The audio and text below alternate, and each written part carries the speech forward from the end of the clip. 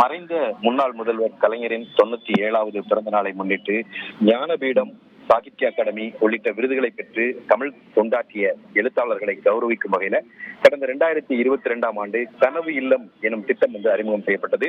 இந்த திட்டத்தின் கீழ் கல் மரம் என்ற நாவலுக்கு சாகித்ய அகாடமி விருது பெற்ற தமிழகத்தின் முதல் பெண் IPS அதிகாரியான திலகவதிக்கு சென்னை அண்ணா நகரில் வீடு மனையானது ஒதுக்கீடு செய்யப்பட்டது. இந்த நிலையில் ஏற்கனவே தமிழ்நாடு வீட்டு வசதி வாரியத்தில் வீடு ஒதுக்கீடு பெற்றுள்ளதாக கூறி கனவு இல்லம் திட்டத்தின் கீழ் திலகவதிக்கு வீடு ஒதுக்கீடு செய்து பிறப்பித்த உத்தரவை ரத்து செய்து 2024ஆம் ஆண்டு உத்தரவு பிறப்பிக்கப்பட்டது. இந்த உத்தரவை எதிர்த்து திலகவதி சென்னை உயர்நீதிமன்றத்தில் வழக்கு தாக்கல் செய்திருந்தார். அந்த மனுவில் ஏற்கனவே சொந்தமாக வீடு இருந்தாலும் கனவு இல்லம் திட்டத்தின் கீழ் எழுத்தாளர்கள் வீடு ஒதுக்கீடு பெற தகுதி உண்டு என்று 2022ஆம் ஆண்டு அரசாணை பிறப்பித்த நிலையில் அந்த அரசாணையில் திருத்தம் கொண்டு வந்து வீட்டு வசதி வாரியத்தில் வீடு ஒதுக்கீடு பெற்றவர்கள் கனவு இல்லம் திட்டத்தின் கீழ் ஒதுக்கீடு பெற தகுதி இல்லை என்று திருத்தம் செய்யப்பட்டிருக்கிறது என்று அந்த மனுவில் அவர் தெரிவித்திருந்தார்.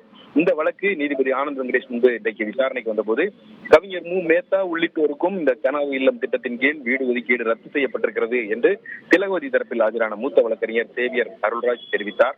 இதையடுத்து வீடு ஒதுக்கீடு செய்யும்படி யார் கேட்டது என்று கேள்வி எழுப்பிய நீதிபதி அரசே வீடு ஒதுக்கீடு செய்துவிட்டு பிறகு அதை ரத்து செய்தது என்பது சாகித்ய அகாடமி விருது போன்ற உயரிய விருதுகளை பெற்ற இலக்கியவாதிகளை அவமதிக்கக்கூடிய செயல், இது துரதிருஷ்டவசமானது என்று தெரிவித்தார். இவ்வாறு இலக்கியவாதிகளை இவ்வாறு நடத்தக்கூடாது என்று கண்டனம் தெரிவித்த நீதிபதி தமிழுக்காக தங்கள் வாழ்க்கையை அர்ப்பணித்தவர்களுக்கு மறைந்த முன்னாள் முதல்வர் கலைஞர் தனது வாழ்நாள் முழுவதும் வந்து கௌரவப்படுத்தினார்.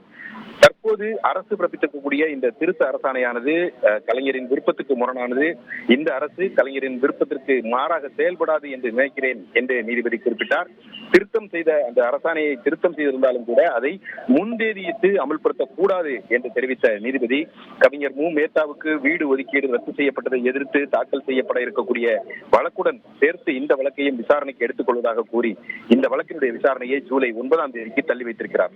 2.5 கோடிக்கு அதிகமான தந்தி டிவியின் சப்ஸ்கிரைபர்ஸ் அண்ட் ஃபாலோவர்ஸ் குடும்பத்துல நீங்களும் இணையுங்க.